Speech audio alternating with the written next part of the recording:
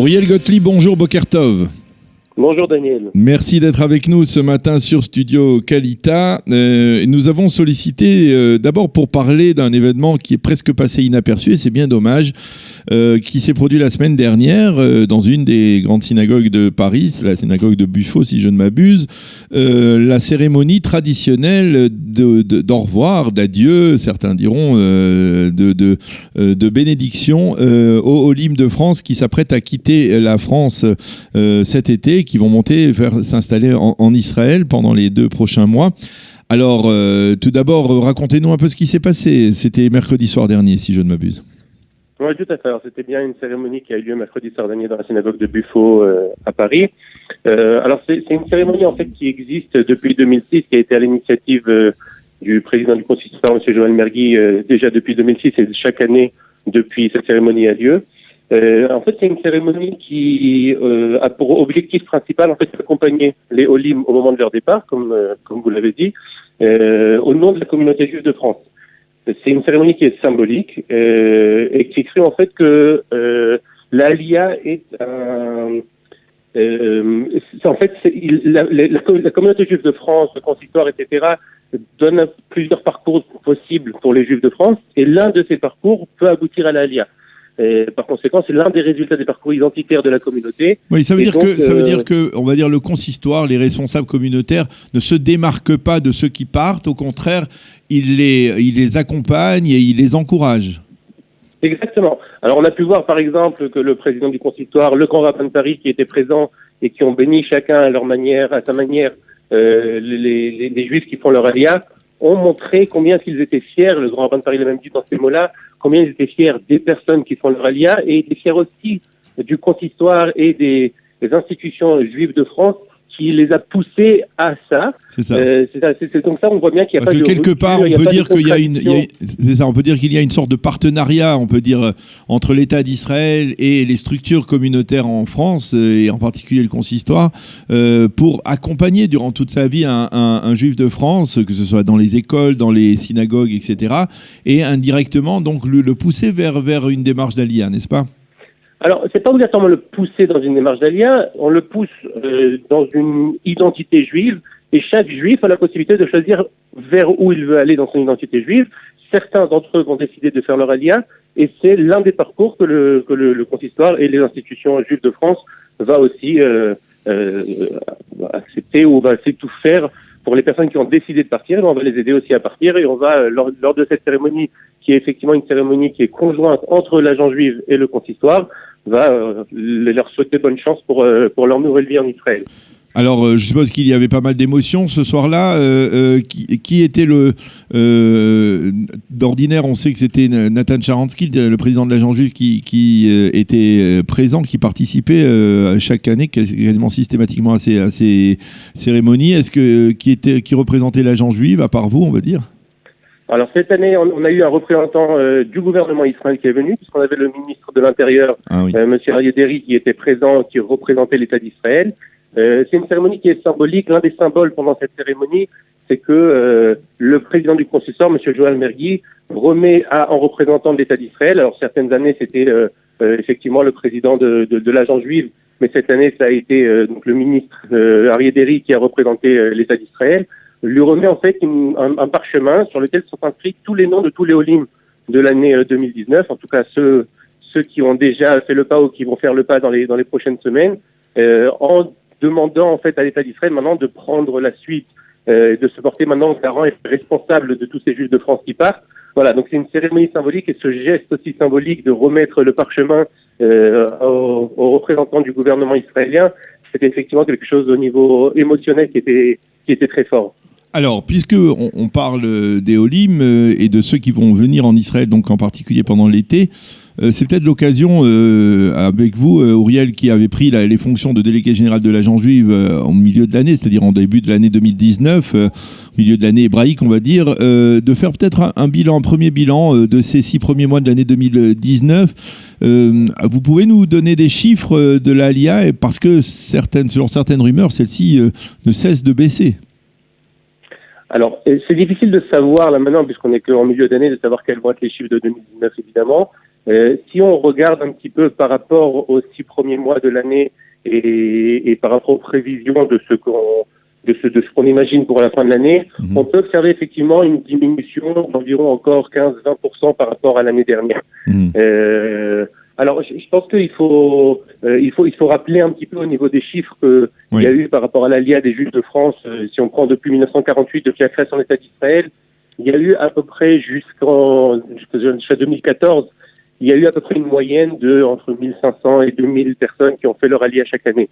Il y a eu effectivement un grand pic à partir de 2014, dans les années 2014 à 2018, il y a eu une vague d'ALIA assez importante des Juifs de France. Qui a eu un sommet en 2015 de près de 8000 personnes qui ont fait leur ALIA de France. Et là, maintenant, on retourne un petit peu vers les chiffres. On se rapproche de nouveau vers la moyenne des chiffres. C'est-à-dire environ 2000 Olim ou même moins 2000, 2200 Olim. Encore une fois, on ne peut pas savoir déjà maintenant, mais par rapport à nos prévisions, c'est à peu près les chiffres qu'on imagine d'ici la fin de l'année.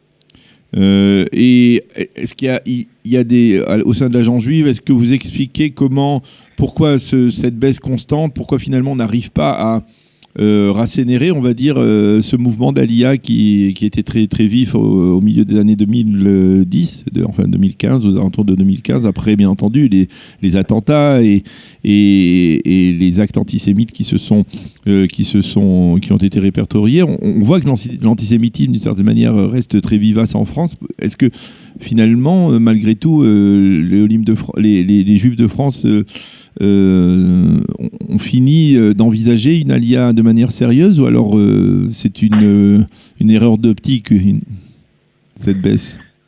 Alors, je pense qu'il faut se rappeler que plusieurs fois. La première chose, c'est qu'il y a effectivement eu un grand boom d'Aliyah entre 2013 et 2018. Cette Aliyah est certainement été liée à des facteurs qui ont été externes, comme vous venez de le rappeler, des facteurs externes qui ont fait partir beaucoup de personnes d'un coup. L'Aliyah, de manière générale, c'est un processus qui est long à maturer. C'est pas du jour au lendemain, on part en Israël, on décide tout d'un coup qu'on a envie de partir en Israël. Certainement que ce qu'on a pu voir pendant ces années-là, c'est en fait des gens qui avaient déjà cette idée en tête pendant longtemps, et que ces facteurs externes, des attentats qu'on a pu voir, évidemment, ce qui s'est passé en 2014-2015, quand on a pu voir par exemple dans la synagogue de la Roquette et la synagogue de Sarcelles en 2014, au lendemain de ces événements-là, ou évidemment en 2015, après l'attentat d'Hyper Cacher, on a pu voir des gens qui ont décidé de partir du jour au lendemain, mais malgré tout, c'était l'aboutissement d'un long processus identitaire qui, en tout cas, l'idée de l'Aliyah était déjà en tête. Maintenant, ce qui se passe là maintenant, et c'est ça qu'on est en train de voir là maintenant, c'est qu'on est en fait en train de rentrer dans un nouveau cycle. Ça veut dire qu'on continue l'agence juive organise tout au long de l'année des salons de l'Aliyah, et on peut se rendre compte que dans les salons qu'on organise et qui sont d'ailleurs toujours encore très fréquentés, il y a près de 70% des gens qui participent au salon, c'est la première fois qu'ils viennent poser des questions sur l'Aliyah. C'est-à-dire qu'il existe toujours maintenant, une envie de se renseigner sur l'Aliyah, de poser des questions sur l'Aliyah, c'est-à-dire que c'est toujours très présent dans l'esprit des Juifs de France. Simplement, comme on s'éloigne un petit peu de ces éléments et de ces facteurs externes qui ont poussé les gens à partir, alors c'est possible que là maintenant on voit moins de gens qui mettent en pratique leur volonté de partir en Israël ou qui partent moins, mais dans la réflexion est toujours présente. On a simplement une nouvelle génération de futurs Olim qui est en train de se créer. Il faut se rappeler que dans un pays comme la France, qui est un pays occidental où les Juifs de France sont tout à fait libres de leur choix, il ne s'agit pas ici en France, même ces dernières années, malgré les différents attentats qu'il y a eu, il ne s'agit pas ici d'une Aliyah de fuite, dans le sens où il y a quelqu'un qui les met à la porte et qui n'ont pas le choix que de partir en Israël. Les Juifs de France ont le choix de partir. Mais lorsque vous les rencontrez, par exemple, dans ces salons, les candidats plus ou moins avancés dans leur réflexion d'une Aliyah, qu'est-ce qui les freine dans de prendre la décision finale? Quels sont les obstacles qu'ils ont du mal à surmonter? Alors, il n'y a pas vraiment d'obstacles. Alors, l'obstacle, ça veut dire que c'est toujours les mêmes, ça n'a pas changé et ils ne sont pas nouveaux non plus. La langue, l'éducation des enfants, l'emploi, c'est toujours les mêmes obstacles qui rendent la chose un petit peu plus difficile. Simplement, je pense qu'il faut prendre en fait 3 temps au niveau de l'ALIA des Juifs de France. Il y a eu, on va dire, jusqu'à 2012, où on avait une ALIA qui était une ALIA idéologique, identitaire, et puis donc les 1500, 2000 personnes dont je parlais tout à l'heure, eh ben c'est les mêmes qui existent d'ailleurs jusqu'à aujourd'hui, qui partent chaque année. Entre 2012, 2014, 2015 jusqu'à 2018, je pense qu'il y a eu une ALIA de peur. Ça veut dire que cette ALIA de peur qui a été poussée, comme je disais tout à l'heure, par des facteurs externes, et on s'est dit, bon, encore une fois, même si on n'est pas mis à la porte, on a peur de ce qui risque de se passer ou de ce qui se passe en France, et c'est la raison pour laquelle on part en Israël. Aujourd'hui, je pense qu'on parle d'une ALIA de préparation, c'est-à-dire que les gens qu'on rencontre comprennent qu'il y a que faire une ALIA. Vous voulez dire qu'ils ont aussi le feedback, ils ont aussi le feedback de ceux qui n'ont pas réussi, par exemple? Non, pas obligatoirement. Alors, c'est sûr que quand on voit ce genre de choses, de toutes sortes sur les réseaux sociaux ou à la télé, on peut voir qu'il y a certaines personnes qui n'ont pas réussi, ça peut un petit peu faire peur. Je ne pense pas que c'est ça qui freine les gens à partir. C'est simplement que les gens veulent mieux se préparer et qu'ils comprennent qu'une ALIA, c'est quelque chose qui doit se préparer. L'agent juif, d'ailleurs, le répète sans arrêt à chaque fois qu'on a des réunions d'information. On dit aux gens qu'il faut bien préparer son ALIA. N'importe quelle immigration vers un autre pays, c'est quelque chose qui est compliqué. C'est encore plus compliqué quand on va dans un pays où on a une langue qui est différente, on a une culture qui est différente. Et c'est la raison pour laquelle tous les gens qu'on voit dans les salons et qui viennent s'intéresser à la ALIA, d'abord on leur dit de bien se préparer. Et c'est des gens qui veulent prendre un petit peu plus de temps pour partir. C'est-à-dire qu'ils veulent pas partir du jour au lendemain comme on a pu voir dans les années 2014-2018 où les gens, à la suite des attentats, on avait au lendemain de l'attentat d'Hypercacher des centaines de personnes qui tapaient à notre porte pour nous dire on veut partir demain. Les gens aujourd'hui comprennent que la situation en France n'a pas obligatoirement, ne s'est pas obligatoirement améliorée et n'a pas obligatoirement changé. Simplement, comme personne ne les met à la porte, ou comme ils se sentent un petit peu, il n'y a pas d'obligation de partir immédiatement, ils préfèrent prendre leur temps pour bien organiser leur alliage. Je pense que c'est quelque chose de positif.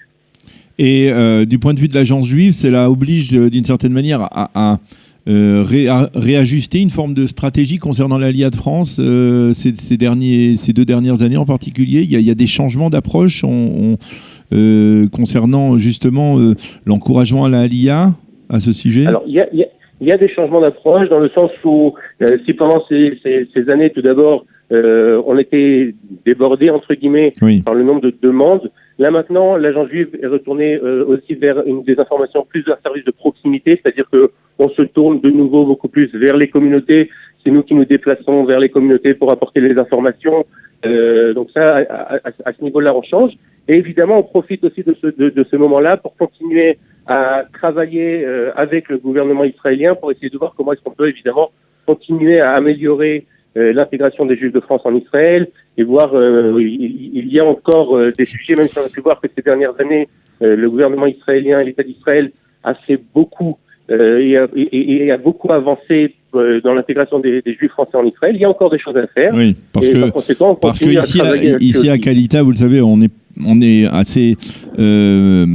assez prudent concernant l'action du gouvernement, parce que parfois l'action du gouvernement elle est dirigée, on l'a vu au cours des dernières années, beaucoup vers les Olim de l'ex-Union soviétique, un peu moins vers les Olim de France. Il y a une manière il y a une collaboration en tout cas avec l'agence juive entre l'agence juive et Kalita pour améliorer justement, pour permettre justement aux Olim de mieux s'intégrer, que ce soit dans le domaine de professionnel, puisque nous sommes ici dans les locaux du hub de l'emploi ici à Jérusalem. Il y a une étroite collaboration aussi avec entre l'agence juive et Kalita. Bien sûr, il y a une étroite collaboration entre tout le monde, c'est-à-dire que tous les acteurs et toutes les institutions, les associations qui sont prêtes à aider pour une meilleure intégration des Olim, c'est important qu'on travaille tous main dans la main. Maintenant, je voudrais quand même rappeler par rapport à ce que vous disiez précédemment, qu'il est extrêmement important aussi de voir l'avancée qui a déjà eu lieu ces dernières années, et savoir que l'État d'Israël essaye de tout faire, et au niveau de la volonté de l'État d'Israël, la volonté existe. Maintenant, c'est évident que c'est pas quelque chose qui est simple à faire, c'est pas des choses qui peuvent se faire du jour au lendemain. Le gouvernement israélien est dynamique par rapport à toutes ces questions. Ouais. Même s'il est un peu paralysé ces derniers temps à cause des élections, mais enfin bon. Évidemment, ça facilite pas les choses.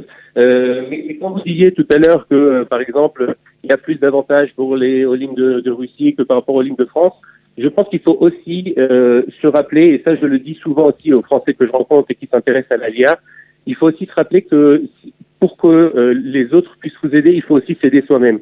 On voit malheureusement parfois certains juifs français qui s'intéressent à l'ALIA mais qui ont l'impression que tout leur est dû, que tout est normal, que tout va se faire de lui-même.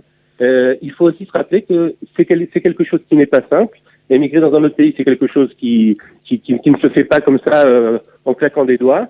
Je dis souvent quand je les rencontre, parce que vous savez que aujourd'hui la communauté juive de France est composée majoritairement d'enfants ou de petits-enfants de personnes qui sont venues d'Afrique du Nord vers la France. Je dis souvent que ces personnes qui eux-mêmes sont venues d'Afrique du Nord vers la France, pour eux aussi, cette arrivée en France n'a pas été simple. Aujourd'hui, quand on voit leurs enfants, leurs petits-enfants qui sont très bien intégrés dans la communauté, en France, alors on a l'impression que tout a été simple, que tout était évident. Et pour les parents ou les grands-parents qui ont émigré vers la France, ça n'a pas été simple alors que c'était la même langue. Ouais. Eh bien, je crois qu'on a bien compris le message. En tout cas, d'une certaine manière, il y a plusieurs centaines de limes qui devraient arriver dans les prochaines semaines pendant cet été en Israël. On sera bien entendu très heureux de les accueillir et on vous remercie beaucoup, Uriel Gottlieb, délégué général de l'Agence juive en France, de nous avoir permis de mieux resituer, on va dire, cette Alia de France cette année en 2019. Merci d'avoir été avec nous ce matin et Shavua Tov. Merci à vous et Shavua Tov à tout le monde.